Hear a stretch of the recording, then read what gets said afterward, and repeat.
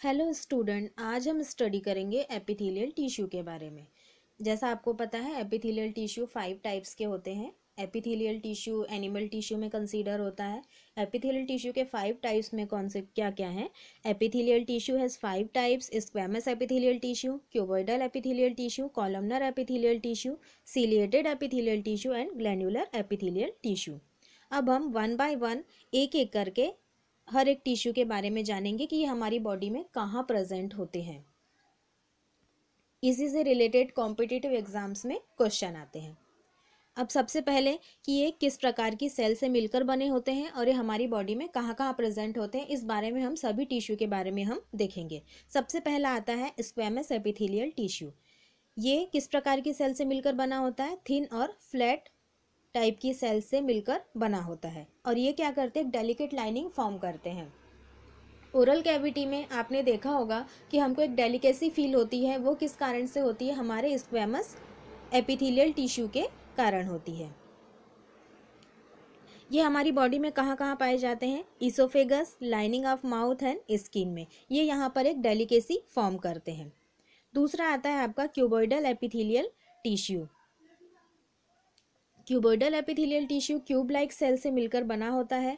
ये हमारी बॉडी में कहाँ कहाँ पाए जाते हैं? स्मॉल सलाइवरी डक्ट में, पैंक्रियाटिक डक्ट में, स्वेट ग्लैंड में, सलाइवरी ग्लैंड में एंड थायराइड ग्लैंड में ये प्रेजेंट होते हैं। साथ ही साथ ये हमारे फीमेल में ओवरीज में एंड मेल्स में सेमनीफेरस ट्यूब्यूल या स्पर्म प्रोड्यूसिंग ट्यूब्यूल में प्रेजेंट होते हैं। तो यहाँ पे ध्यान रखने वाली बात यह है कि मोस्टली ये ग्लैंड्स में ज़्यादा या डक्ट में ये प्रेजेंट होते हैं। क्यूबॉइडल एपिथेलियल टिश्यू जो है प्रेजेंट होते हैं कहाँ पर? सलाइवरी डक्ट या salivary gland, thyroid gland, pancreatic duct या पैंक्रियाटिक ग्लैंड और ओवरी और सेमनीफेरस ट्यूब्यूल या स्पर्म प्रोड्यूसिंग ट्यूब्यूल्स में ये प्रेजेंट होते हैं। नेक्स्ट आता है columnar epithelial tissue. Columnar epithelial tissue की सेल्स जो होती है वो टाल होती है और पिलर लाइक शेप की होती है। जैसा क्यूबॉइडल एपिथेलियल टिश्यू होता है, क्यूबॉइडल सेल्स होती है, इसी में थोड़ा सा अगर हम इलोंगेशन करें तो ये हमको कॉलमनर या पिलर लाइक ये दिखाई देने लगेगी। वैसे ये इसको आप डायग्राम से भी समझ सकते हैं। स्क्वैमस एपिथेलियल, देन जस्ट उसके नीचे cuboidal epithelial, next columnar epithelial and ciliated epithelial.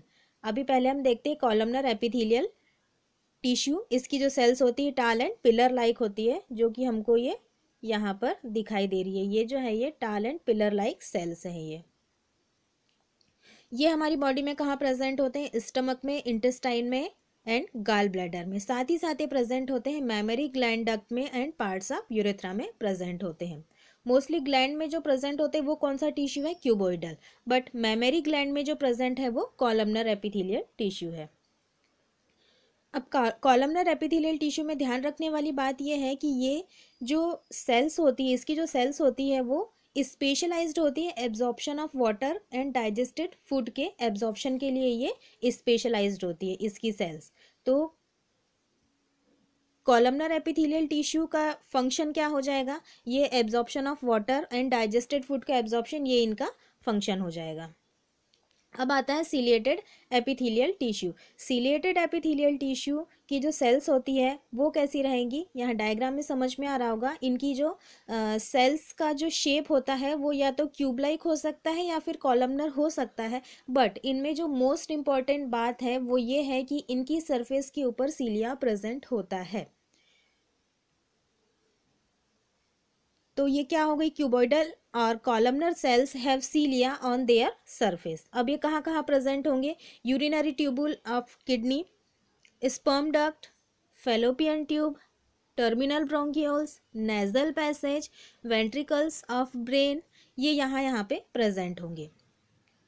सीलिया का मेन काम ये होता है कि ये किसी भी चीज़ के मूवमेंट में हेल्प करता है। जैसे अगर फैलोपियन ट्यूब में ओवम का मूवमेंट हो रहा है, जैसे कि जब ओवरी से ओवम बाहर निकलता है और फैलोपियन ट्यूब की फिम्बरी जब उसे कैच करती है, तो जो ओवम का जो फैलोपियन ट्यूब में मूवमेंट होता है तो वो आगे बढ़ने का जो काम होता है वो किसके कारण होता है, वो सीलिया के कारण ही होता है। तो सीलिया क्या करते हैं, मूवमेंट में हेल्प करते हैं। अब इसके बाद आता है glandular epithelium tissue.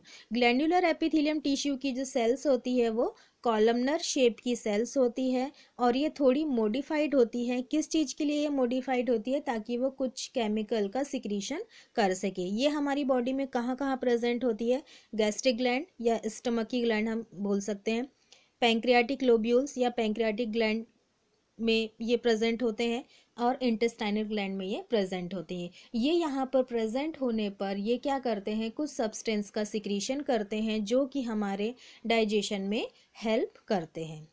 I hope आज की क्लास आपको अच्छी लगी होगी। Thank you.